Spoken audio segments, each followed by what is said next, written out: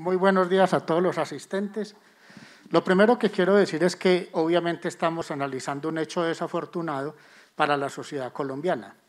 Y yo soy consciente, pues basado en todo lo que uno ha visto, que hay algunas cosas que deben ser explicadas, pero estos asuntos ya con prioridad lo tenía conocimiento la Fiscalía General de la Nación, específicamente el señor fiscal y la vicefiscal, porque nosotros en Medicina Legal, hace aproximadamente 4 o 5 días, cuando hicimos el análisis del caso, sin el conocimiento preciso que acaba de relatar la doctora Mancera, la señora vicefiscal, ya sabíamos exactamente por la biodinámica, por la cinética del trauma, por las lesiones corporales, si se podía corresponder a si el señor Freddy Rincón era el que conducía o no era el que conducía. Y cuando uno mira la situación, ¿qué es lo llamativo? Claro, para la sociedad el impacto fuerte se da en el lado derecho del vehículo, es decir, ¿dónde debe ir el copiloto? Resulta entonces que la persona que se quería saber si conducía o no era el señor Freddy Rincón y saber si era piloto o era copiloto. Si era piloto, obviamente estaría al lado izquierdo y no al lado derecho. Cuando uno ve el impacto tan fuerte en el vehículo en el lado derecho, uno empieza a hacer precisiones. ¿Cuáles precisiones? La deformación tan fuerte del vehículo. Comparemos la contextura del señor Freddy Rincón, una persona entre 1,86 y 1,90 m, una contextura bastante, volumen grande por decirlo, una persona bastante alta, mientras que la persona que se quería entrar a determinar si realmente era copiloto o no, estamos hablando de una mujer pues mucho más baja, alrededor de 1,60 m, 1,62 m, y una contextura delgada. Entonces, ese es el primer análisis que uno tendría que hacerse. Pongamos la diapositiva que sigue. Esta imagen la quise poner, ¿por qué? Nosotros en Medicina Legal, ¿con qué herramientas trabajamos? Obviamente con el acta de levantamiento y también con la información de la historia clínica de la Clínica Imbanaco.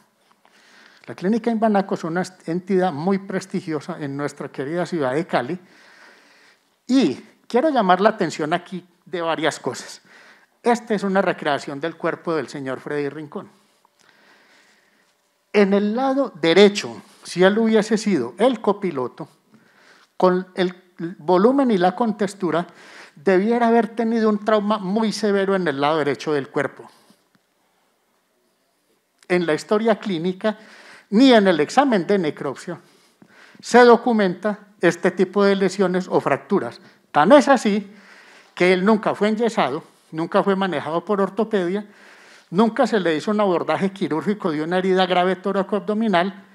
Por el contrario, todos sus órganos del tórax y el abdomen quedaron en muy buenas condiciones. Es decir, en el cuerpo del señor Freddy Rincón no se pueden documentar lesiones severas y ostensibles que nos expliquen la muerte asociadas a este impacto.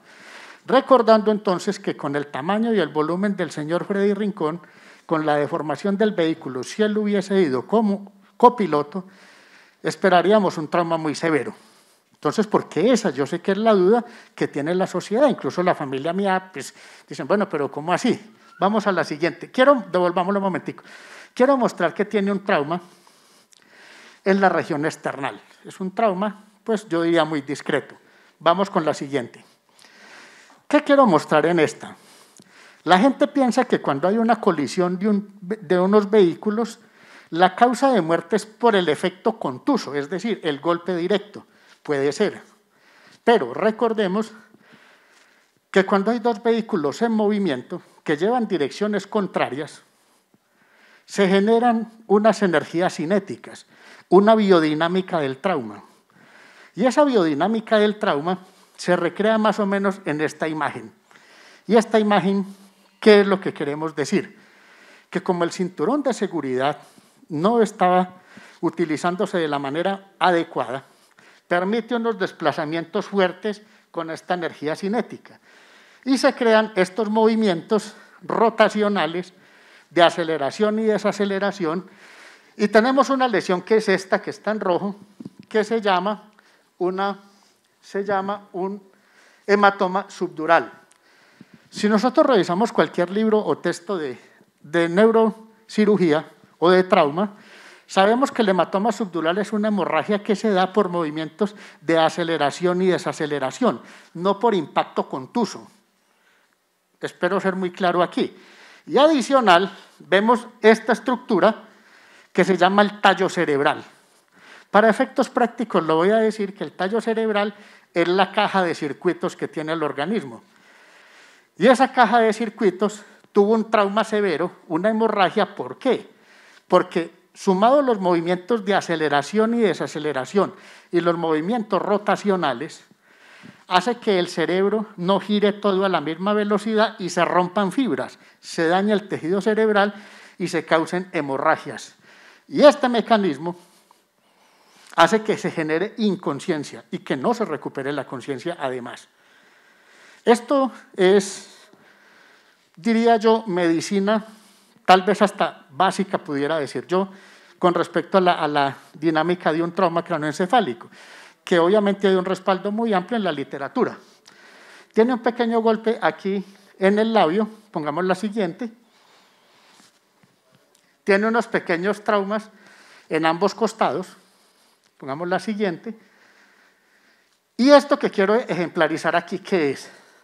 Es un órgano que de pronto ustedes no lo han oído mencionar, que nosotros los médicos le decimos el meso. ¿Qué es el meso? Es una estructura que le da como sostén e irrigación a toda la parte del intestino. Y estos puntos que están en rojo son zonas de hemorragia. ¿Por qué?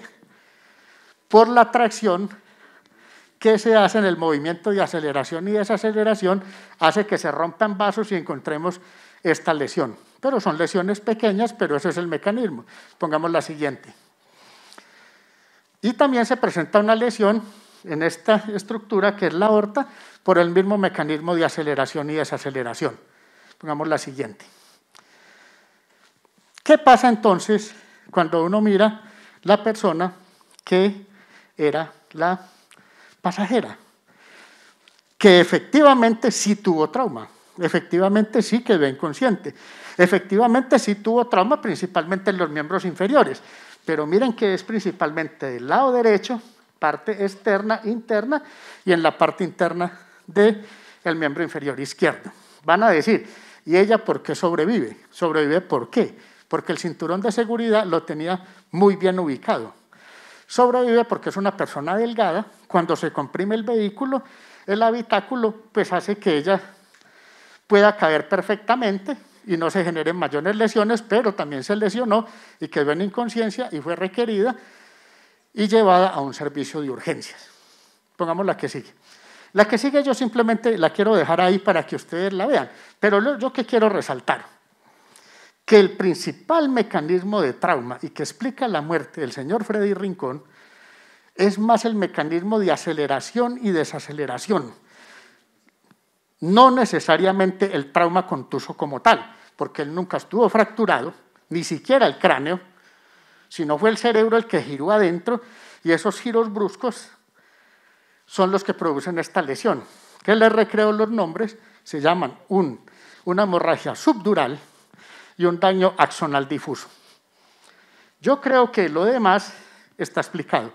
Una cosa que me parece llamativa, él tiene una pequeña contusión en la base del pulmón izquierdo, pero una contusión es como un trauma pequeño, seguramente cuando se desplaza y hace los movimientos en el habitáculo. Pero quiero nuevamente resaltar que en el lado derecho del cuerpo no tiene traumas contusos ostensibles. Por eso uno como forense llega fácilmente a concluir si una persona es conductor, si es pasajera, por la biodinámica del trauma, sin conocer toda la valiosa información que la doctora Marta Janet hizo ahorita con todos los videos, las cámaras.